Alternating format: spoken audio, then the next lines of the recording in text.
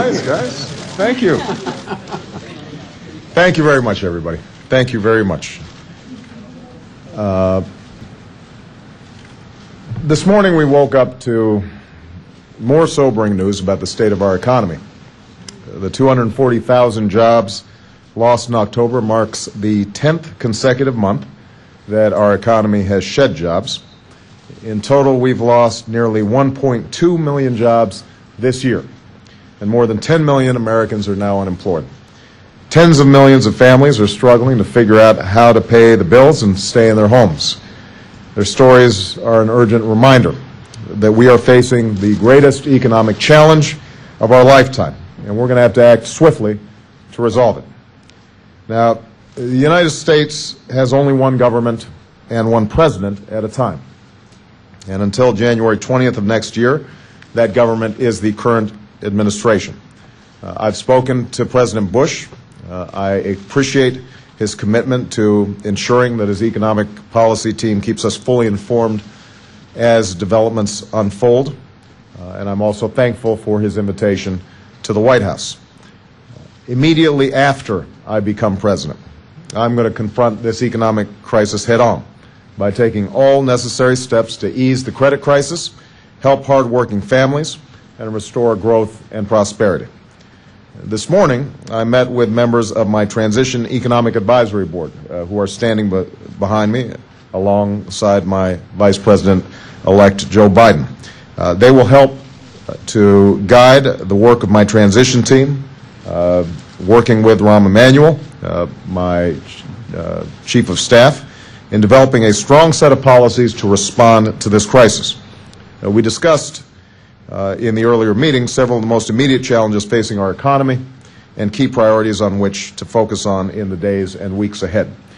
First of all, we need a rescue plan for the middle class that invests in immediate efforts to create jobs and provide relief to families that are watching their paychecks shrink and their life savings disappear. A particularly urgent priority is a further extension of unemployment insurance benefits for workers who cannot find work in the increasingly weak economy. A fiscal stimulus plan that will jumpstart economic growth is long overdue. I've talked about it throughout the last few months of the campaign. We should get it done. Second, we have to address the spreading impact of the financial crisis on the other sectors of our economy. Small businesses that are struggling to meet their payrolls and finance their holiday inventories, and state and municipal governments facing devastating budget cuts and tax increases. We must also remember that the financial crisis is increasingly global and requires a global response. The news coming out of the auto industry this week reminds us of the hardship it faces, hardship that goes far beyond individual auto companies to the countless suppliers, small businesses, and communities throughout our nation who depend on a vibrant American auto industry. The auto industry is the backbone of American manufacturing and a critical part of our attempt to reduce our dependence on foreign oil. I would like to see the administration do everything it can to accelerate the retooling assistance that Congress has already enacted. In addition, I've made it a high priority for my transition team to work on additional policy options to help the auto industry adjust, weather the financial crisis, and succeed in producing fuel-efficient cars here in the United States of America. And I was glad to be joined today by Governor Jennifer Granholm, who obviously has great knowledge and great interest on this issue. I've asked my team to explore what we can do under current law and whether additional legislation will be needed for this purpose.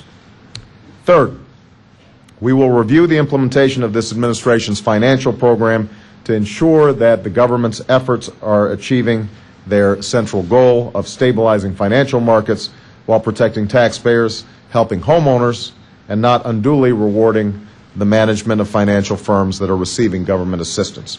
It is absolutely critical that the Treasury work closely with the FDIC, HUD, and other government agencies to use the substantial authority that they already have to help families avoid foreclosure and stay in their homes. Finally, as we monitor and address these immediate economic challenges, we will be moving forward in laying out a set of policies that will grow our middle class and strengthen our economy in the long term. We cannot afford to wait on moving forward on the key priorities that I identified during the campaign, including clean energy, health care, education, and tax relief for middle-class families. My transition team will be working on each of these priorities in the weeks ahead, and I intend to reconvene this advisory board to discuss the best ideas for responding to these immediate problems. Let me close by saying this. I do not underestimate the enormity of the task that lies ahead. We have taken some major action to date, and we will need further action during this transition and subsequent months. Some of the choices that we make are going to be difficult. And I have said before, and I will repeat again, it is not going to be quick, and it is not going to be easy for us to dig ourselves out of the hole that we are in. But America is a strong and resilient country, and I know we will succeed if we put aside partisanship and politics and work together as one nation. That's what I intend to do. With that, let me open it up for some questions, and I'm going to start right here with you, Nedra.